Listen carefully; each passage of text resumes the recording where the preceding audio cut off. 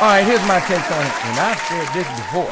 The more time a person spends on being envious towards another person is the more time they spend away from their own gift and their own progress. We all have a gift. However, your gift is no good unless you tap into it. Maybe you're excellent at building stoves. However, someone you know is a great cook.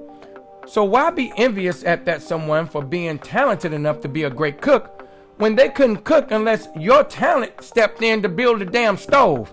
Concentrate on what you can do instead of what you cannot do, because we're not built to do everything, man. And we cannot exist without each other. And we cannot benefit unless someone else benefits in some way. And with that said, good evening, beautiful people. What's up, Tim? Hey, what's up, Chuck? Ladies and gentlemen, hit that subscribe button and tell a friend. Don't tell an idiot. But again, we came to the conclusion you could tell an idiot, because the idiots, they need some entertainment too. Yeah, just teach them how to push the like button. Push the like button, baby. How you feeling, brother? Hey, man, I'm feeling good, man. I had a great weekend. I did too, man. You know what I did? I went, I like walks. Okay. I like going to the marina and walking. Like, I work out a lot, y'all. I got this regimen that I do, 50 push-ups in the morning and stuff like that, man. Yeah. But when I can get out and walk, man, and see people doing normal stuff. And, ladies and gentlemen, the state is debating on opening back up a lot more. I know people got their own opinions about it, but me, I'm ready to end this crazy crap. Speaking of that, I got a question for you, man. How do you feel about the fact that, after the All-Star weekend for basketball and everything, and with the vaccinations and everything, LeBron James was asked if he's going to take the vaccination. Right. And he said that it's a private matter. Right. He's going to discuss between him and his family. Right. That's right. A lot of people feel like he should come out and say what he's going to do. Hell no. It ain't none of their damn business what that man's going to do about his vaccinations. Look, I got my own reservations about the whole thing myself, right? But here it is. Man, we have a right to decide what we want to do. People take care of themselves a little differently. And I'll be the first to say, ladies and gentlemen, being in the world that I am in when it comes to health and wellness, I have my own opinions about it. So you want to be careful about what you put in your body. I want to be careful about what goes in my body. I am a cancer survivor, and I survived it with nutrition. I'm very, very careful of what I put in my body, man. And also, too, because there are going to be people that are going to follow you, just like they follow LeBron James, you know what I mean? You want to be careful about what you say, because you don't want to tell people to do something that you ain't going to do yourself. Hey, brother, I do research on everything, okay? I'm one of those guys, man. I just don't take anybody's information. I do my own research on it. And I've done my own research on this whole thing. I have my own opinions. I don't put it out to the world because I don't want to offend anyone. And meaning, I'm not scared to, voice my opinions about it. Right. But everybody's sensitive about their own beliefs. Mm-hmm. Everybody's sensitive about it. And everybody has a right to believe what they want to believe. But me, if I was LeBron, I wouldn't disclose that either to the world. And you don't feel like you have to go public with everything? No. We just because he's a celebrity, man, that's a dope dude, man. Just because he's a celebrity, that doesn't mean that we are allowed in his whole life personally. He has a private life. He's still a human being, man. Well, what about people that say, well, you're going to talk about this. How come you ain't going to talk about that? There ain't nothing. Hey, look, we talk about what we feel is relevant.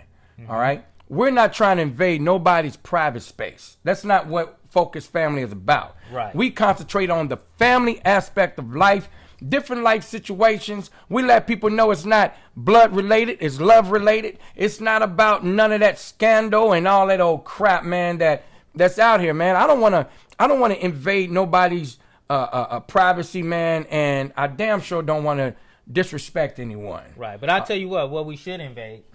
This mailbox. That mailbox, baby. Let's get to it. Hey, family. Love the show. Long story short, I threw a small get-together for my boyfriend's 40th birthday. I invited my best friend and her boyfriend. Her boyfriend couldn't make it because of work, so she came alone. The party was great. We had lots of fun and we drank lots of alcohol. After the party, she offered to help me clean up. So it was just me, her, and my boyfriend. She went to the restroom, and when she came out, my boyfriend and I were on the couch, and I was giving him fellatio. He asked her to join, and she looked at me. I shook my head yes, and the threesome began. Oh, God. Fast forward a few weeks later, and she calls me to tell me she's pregnant. My thoughts immediately go to that night, but she assures me it's her boyfriend's baby. My boyfriend and I don't have any kids, and it will be devastating if this baby is his. She leave her name? She didn't leave a name, man. God, ladies and gentlemen, some of the stuff that hits our inbox. Wow. I wasn't expecting that one, bruh. Man, I mean. Well, you know the truth about, the matter of it all is, right? Is all three of them ain't shit. That's real talk, dude. Especially. Hey, man, it was the alcohol. Hey, man, look, I don't use alcohol as an excuse, brother. I know alcohol is a truth serum. So that's the truth that the dude's woman that was there and he wasn't there, that goes to prove that she ain't about shit. Or we don't know what's going on in her life with that man. Now, I'm not giving no excuse, but we don't know everybody's situation. No, right? We don't know if she was just so fed up with the other dude cheating, and then she said, you know what? Why not? Let me get back at him. Well, Chuck, we don't know, man. Chuck, she also said that that's her best friend. So this might have been something that was festering at least in one of them, if not both of them, for a little while, man. Now here it is.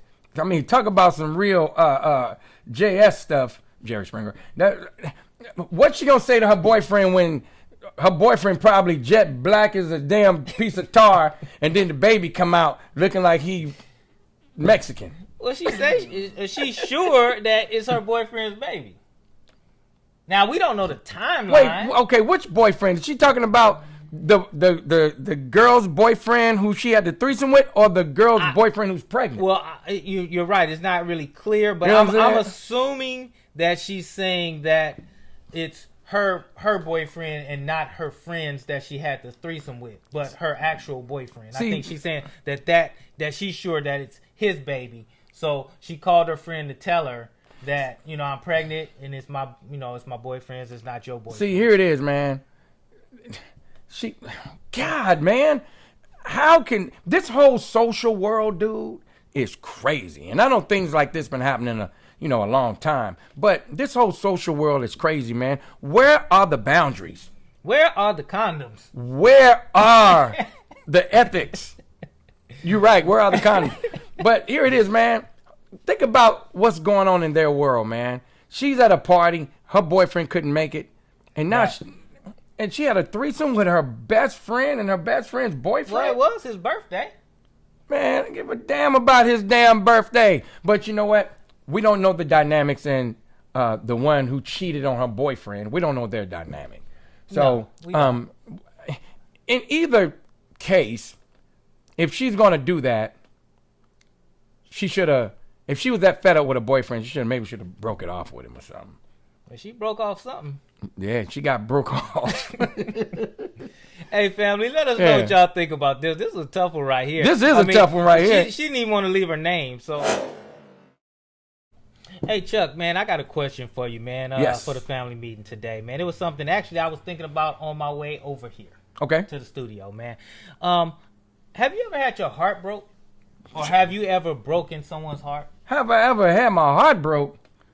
God damn. Hell yeah. And have I ever broke somebody's heart? Afraid so. And give me an example, or not an example, but give me one of the times that happened, because, you're a heartbreak kid. So all right, man. When I got my heart broke?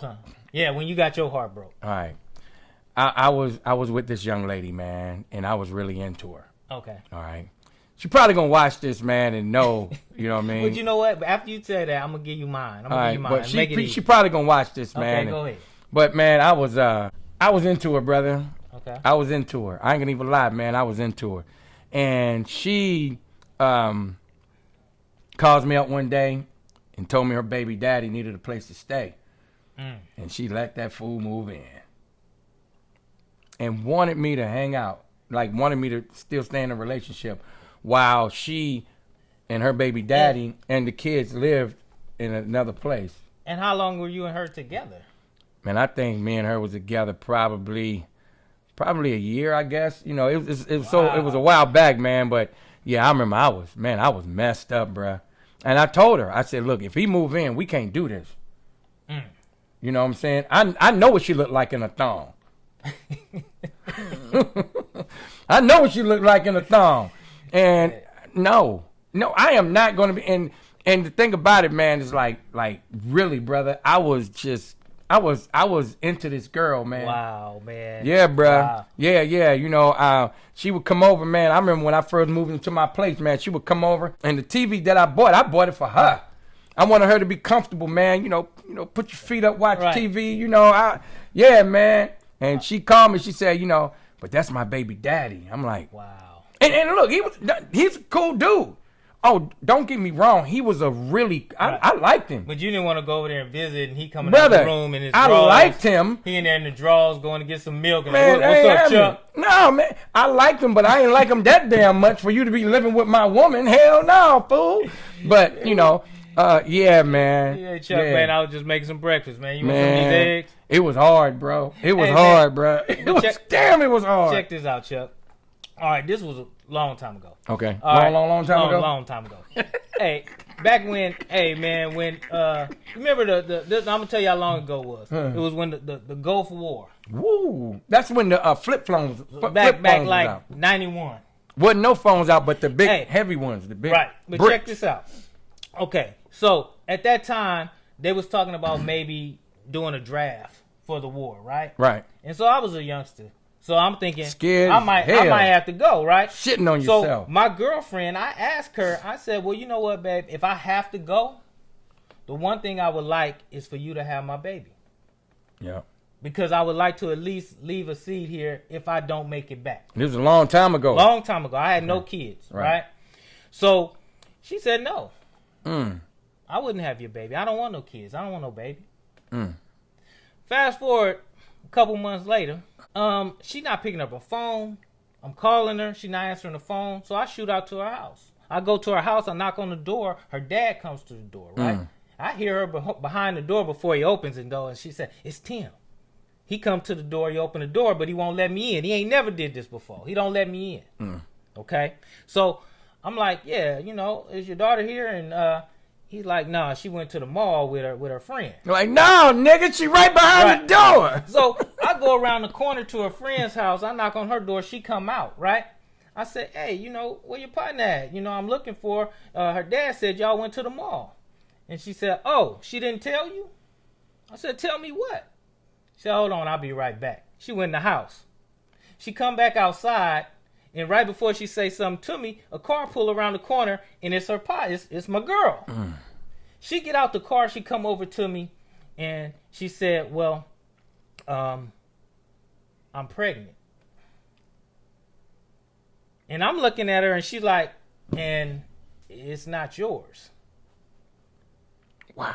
My heart went from my chest to my stomach, back to my chest, down, smashed on the ground. Wow. And I just looked at her and I said, you know what? If I were you, I'd get in that car as quickly as I could. Wow, man. And I would not look back. Yeah. Because that's how I felt at that moment. Yeah. I wasn't going to put my hands on her. Of course. But that's how I felt. So I never seen her move so fast. She got in the car, she drove off. Well, and there's no saying. That was it, man. My heart was torn. There's no saying, man. You know, I don't agree with what you did or how you felt, but I understand. And you know, I think, man, when it comes to relationships, y'all, this is one part of the family meeting that's really important. Communication, man, is everything. Yeah. And, you know, you get to a certain, and I know that happened back in the day or whatever, but, you know, you got people our age. Devastating, man, when you get your heart broken, man. Our age right now, man, there are people right now still playing love games, man, still playing with people's hearts. So, you know what, when I see on the news, man, they found this person's body, or, you know, this person was floating in the river or whatever, I don't know why, but my mind goes through why. Right. What happened?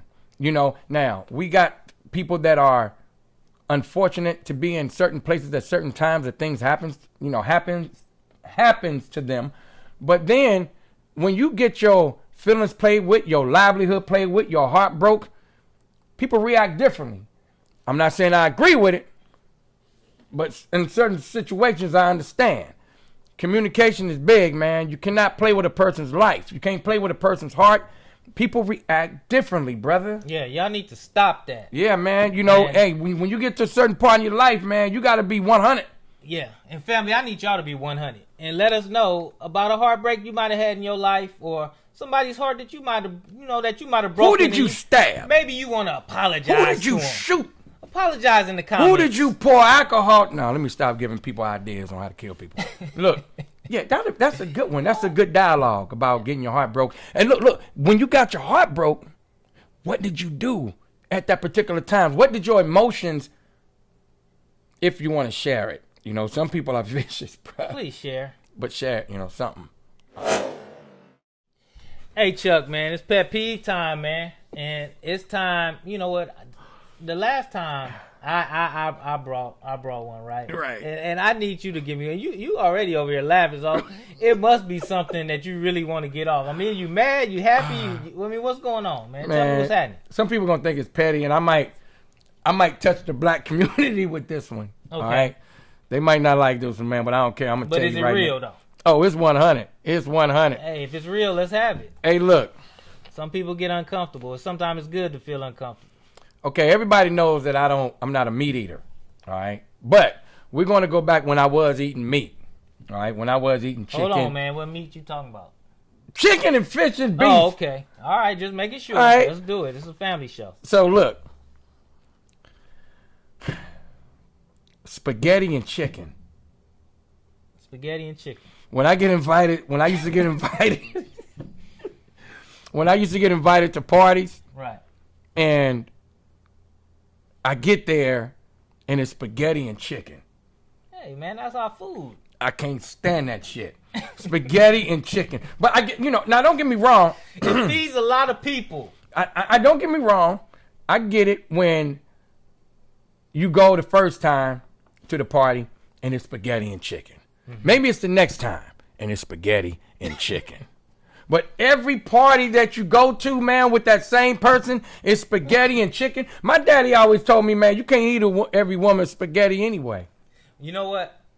Look, only country people know what I'm talking about. Maybe that's the only thing she knew how to cook. Man, she shouldn't have parties, or she need to have everybody send money in to cater the damn thing then, because I got sick and tired of spaghetti and chicken. You go to the party, you walk in the party, everybody having a good time. Where the food at? You going there, it's spaghetti and chicken.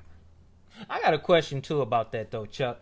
As far as the parties go. Fuck. Why does it take us spaghetti and chicken in the black community, really? Why does it take us 2 hours to say goodbye when we leave a party? I don't know. Maybe they don't want to leave. You say goodbye, all right, we leave and I'm out and everything, and then they say, oh, well, did you say bye to Big Mama? I know, man. And you go in the bag in the kitchen and you say bye to them, and then your Uncle Junior out there in the garage, you need to go out there and say bye to them, and then you go out there and then you got some, hold on though, your Aunt Clarice is making you a plate, so hold on, we got to get the plate. I get it. And then you do that, and then I go outside. A half hour, 45 minutes later, you stand outside in the street talking to Junior. Yeah, you know what? Still ain't gone. But Too Short got a song. I think it's Too Short. I'm quite sure it's Too Short. There's a song that Too Short plays, man. It's time to go. Isn't that Too Short? I think it's Too Short. Okay. It's time to go. People just play that, and that lets people know everybody leaving, so everybody gather up in one spot. That's why when you're at a club or something, they got to turn the lights on. It's time to go. Because everybody is still. It's time to go. We don't want to leave. Boom, boom, boom, boom. It's time to go. Look, I'm going to tell you what's time to go. That's spaghetti and chicken. Time to go. If I walk in your party. Right. Actually, let me take that back because I don't eat meat anyway. Y'all can have all the spaghetti and chicken you want. I'm not eating it anyway. But spaghetti and chicken, man. But you eat the spaghetti as long as it don't have meat in it, right? No. I don't eat everybody's spaghetti. Nah, man, I'm telling you, my daddy told me you don't eat everybody's spaghetti, man. There's just certain things, it's like you don't eat everybody potato salad. But you don't ask who made it either. You don't ask who made the spaghetti, who made the potato salad. You get killed. Yeah. What do y'all think, man? What's your pet peeve? Do you What about spaghetti and chicken? This is a good one. Spaghetti and chicken. It's good. And after you eat, go home. Hey, Chuck, you know that health and wellness, man, it's always been one of my favorite parts of the show. You know, Very important. I was a little sad to see it go from once a week instead of twice a week, but I understand that, you know, as we evolve with the show, right, that it's a lot of good things that we have to come and it's still some really good things yet to come here on the health and wellness. Yes. But I do have a quick question for you, sir. Well, hold on. Before you get started, Okay, not to cut you off.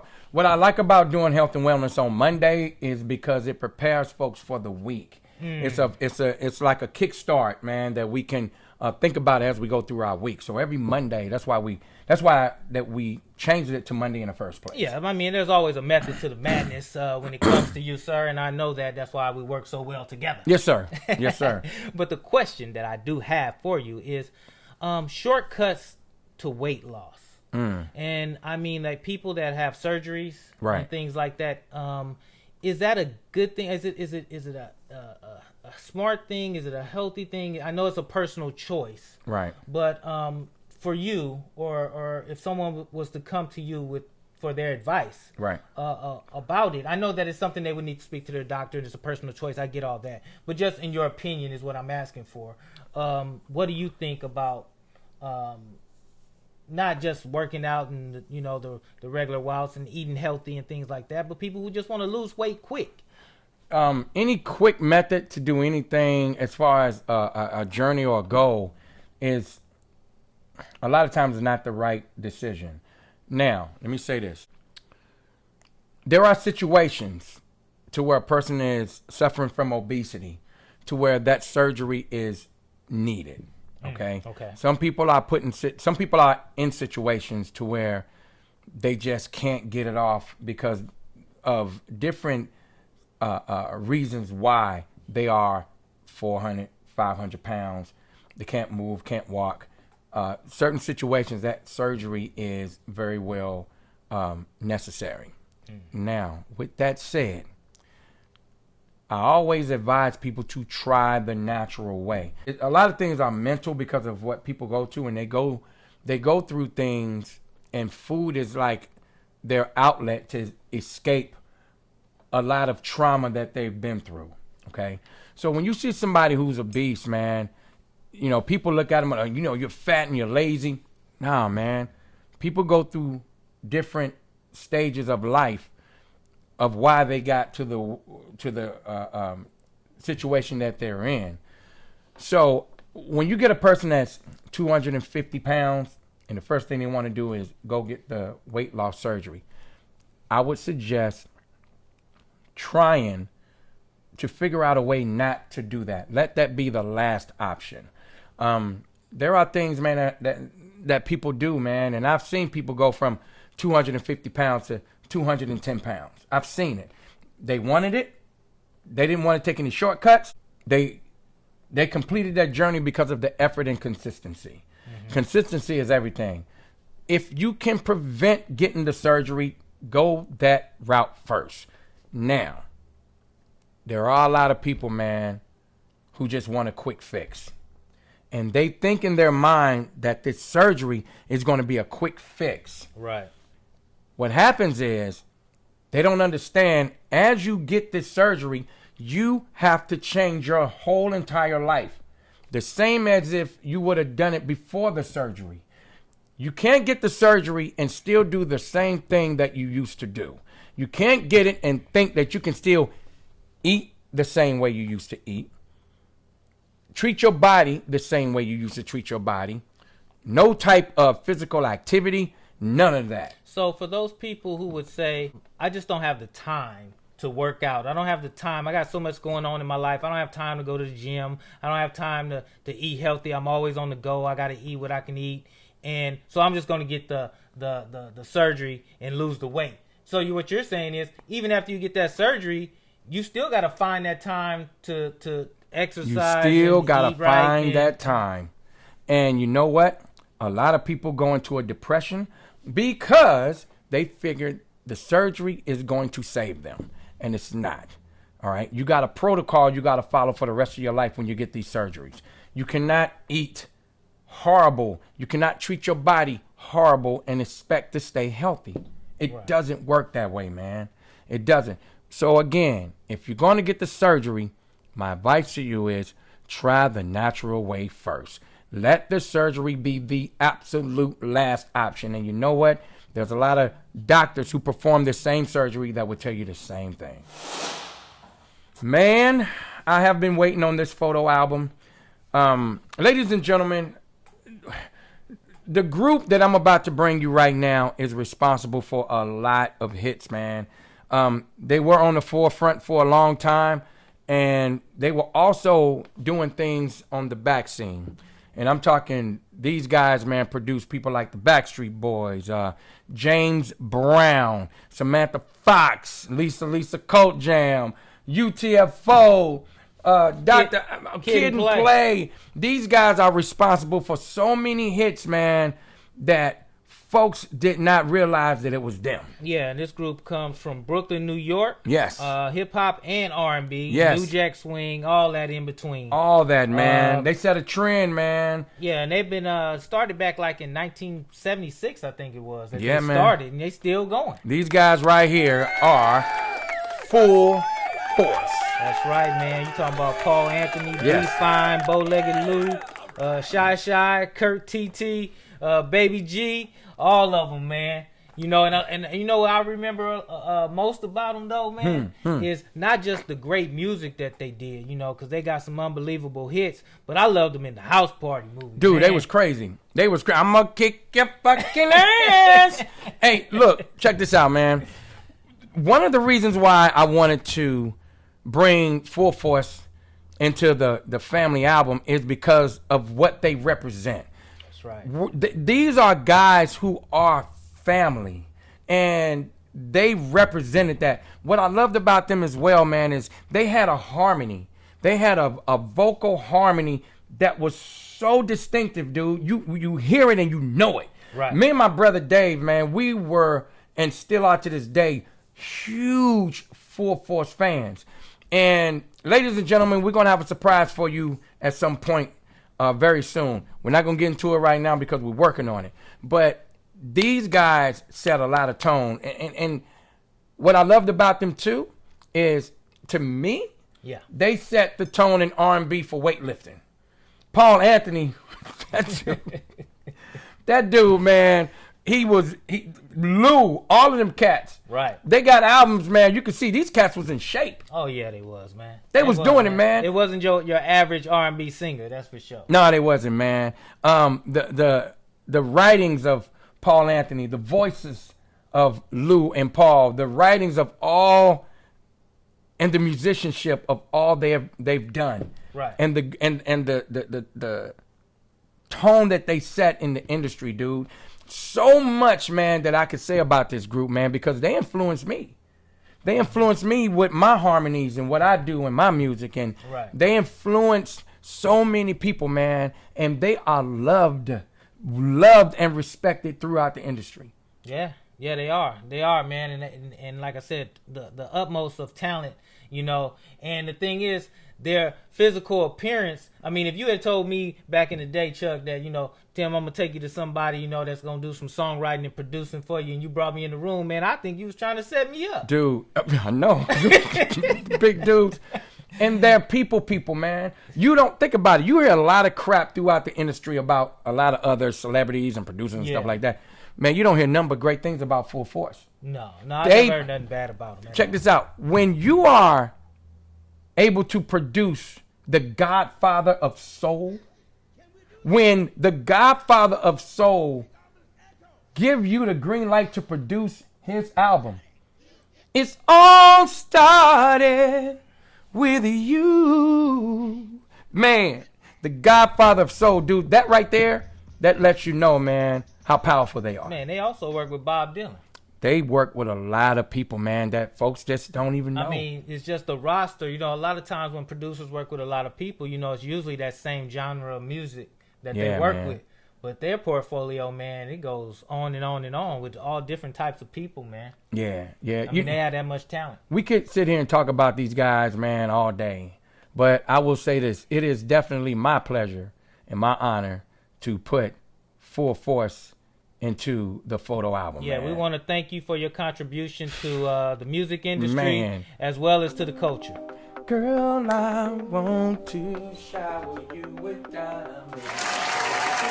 Ladies and gentlemen, thank you so much for tuning in and being a part of the family. And remember to hit that like and subscribe button, because it's not blood related, it's love related. That's right, Tim. So look, if you have letters, you have questions, We have answers and we have suggestions. So send your letters and questions to onefocusfamily@gmail.com. and don't forget, we load up a new segment every Monday and every Friday at 6 p.m. I'm Chuck Lounge. And I'm Tim B. And remember, Family only keeps us strong. Till next time.